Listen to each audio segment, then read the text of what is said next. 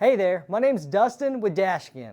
If your dashboard looks like this, then you've come to the right place. Today I'm going to guide you through everything you need to know before you order your DashSkin. First things first, let's talk compatibility. Our DashSkin model is compatible with a range of GM truck models. But here's an important detail to note. This DashSkin model is designed for the single glove box style dashboards. If you have a dual glove box Silverado, an LS, LT, or work truck, or Sierra SL, SLE, or work truck, no worries, we've got you covered. Now, before you go ahead and place your order, there are two critical details you need to check in your vehicle. First, take a look at the center of your dash. Do you see a square speaker grill? Second, open your glove box. Inside, you'll find a service parts identification sticker on the glove box door. Look at the bottom right of the sticker.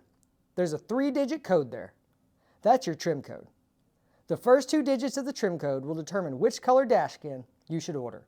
Now, let's address some of the most commonly asked questions we get about our product. What is a DashSkin? Well, a DashSkin is a hard plastic dash cover molded precisely to the shape of your dash. It easily installs over your cracks and holes like a shell to make your dashboard look brand new. 2. What's included? First of all, you get a DashSkin. You also get a very detailed installation guide and 1 tube of glue. In this specific model, you're also going to get 4 rectangular foam pads. Lastly, does the texture and color match? You bet! Our covers have the same pebble grain texture used on the original dash. And as for color, we match it as closely as possible.